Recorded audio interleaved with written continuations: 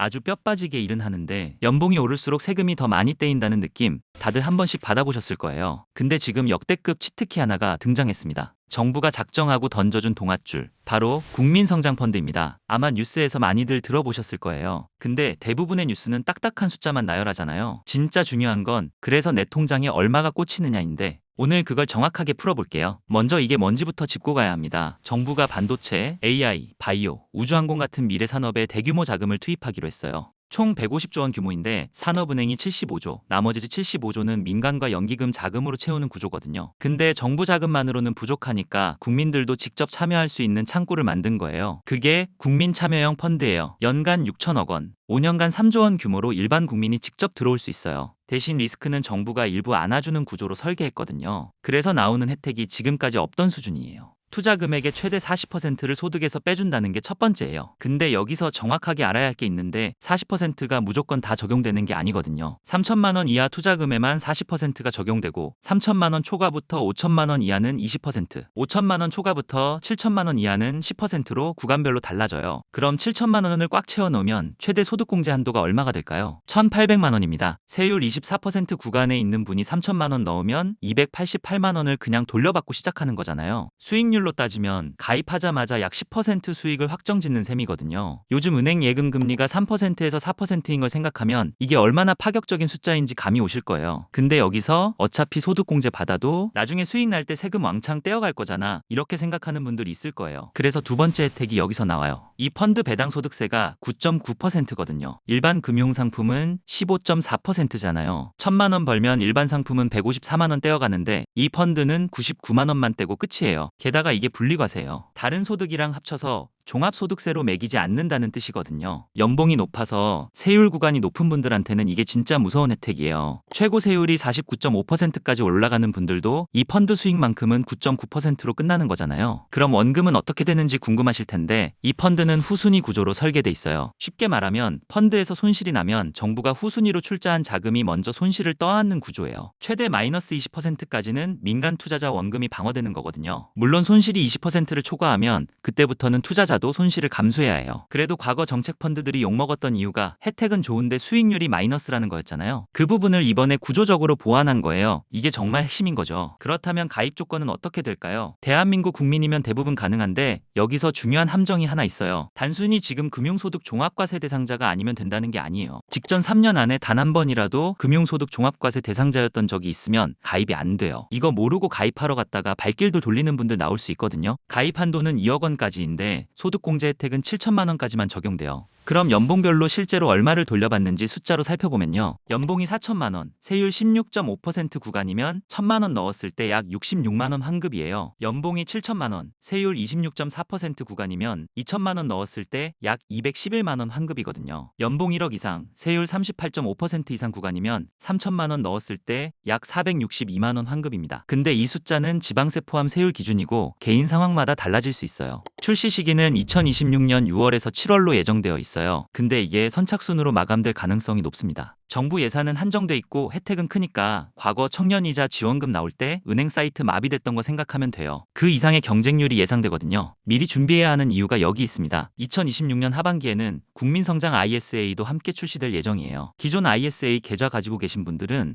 국민성장펀드의 소득공제 혜택과 ISA의 비과세 혜택을 함께 활용할 수 있는 구조가 나올 거예요. 이 두 가지를 잘 조합하면 혜택이 훨씬 커지거든요. 근데 여기서 함정 두 가지를 반드시 알아야 하는데요. 첫 번째는 중도 해지입니다. 3년 의무 유지 기간을 못 채우고 해지하게 되면 그동안 받은 소득공제 혜택을 전액 토해내야 하고 가산세까지 붙어요. 그래서 한 번에 큰돈 몰아넣지 말고 매달 적립식으로 넣거나 만기 순서를 고려해서 쪼개 가입하는 게 맞아요. 두 번째는 운용사 실력입니다. 6월에서 7월이 되면 여러 은행, 증권사에서 앞다퉈 상품을 내놓을 텐데 여기서 참고할 만한 선례가 있어요. 문재인 정부 시절 운용된 뉴딜 펀드 10개의 평균 수익률이 2.14%에 그쳤거든요. 정부 지원 효과를 빼면 실질 수익률이 0.75% 수준이었어요. 소득공제 혜택이 있다고 해서 운용사를 아무데나 골랐다가는 장기간 돈이 묶이는 데 비해 실질 수익이 낮을 수 있어요. 그 운용사가 과거에 펀드를 얼마나 잘 굴렸는지, 삼성전자나 SK하이닉스 같은 핵심 종목 비중을 어떻게 가져가는지 꼭 따져봐야 해요. 나라가 하는 거니까 다 똑같겠지. 이 생각은 금물이거든요. 세 번째로 고려해야 할 점은 정치적 리스크입니다. 현재 이 혜택은 조세특례 제한법 개정안으로 국회 논의 단계에 있습니다. 법안 통과 전인 만큼 향후 정책 기조에 따라 세부 조건이 변동될 가능성도 염두에 두어야 합니다. 따라서 혜택이 가장 유리하게 설정된 출시 초기 진입을 하나의 전략으로 검토해 보시는 것이 현명할 수 있습니다. 기존의 연금저축이나 IRP를 운용 중인 분들이라면 수익률이 기대에 못 미쳤던 일반 펀드나 적금 비중을 점검해 보시기 바랍니다. 이를 새로운 포트폴리오로 재배치하여 최대 40% 소득 공제 혜택을 확보하는 방향을 선택지에 올려두고 고민해 보시는 게 좋습니다. 오늘 전해드린 내용 정리하겠습니다. 소득 공제 최대 40%, 배당 소득세 9.9% 분리과세, 그리고 정부의 손실 완충 구조까지 이 세 가지 혜택이 동시에 적용되는 상품은 그동안 찾아보기 어려웠습니다. 특히 연봉 5천만 원 이상의 직장인 분들이라면 현재 포트폴리오에서 1순위 후보군으로 두고 검토해 보실 가치가 충분합니다. 다만 주의하실 점이 있습니다. 오늘 설명해드린 수치들은 2026년 1월에서 2월 사이 발표된 정부 초안을 바탕으로 하고 있습니다. 출시 전 세부 조건이 조정될 가능성이 있으므로 실제 가입 시점에는 반드시 최신 약관을 꼼꼼히 확인하신 후 최종 결정을 내리시기 바랍니다.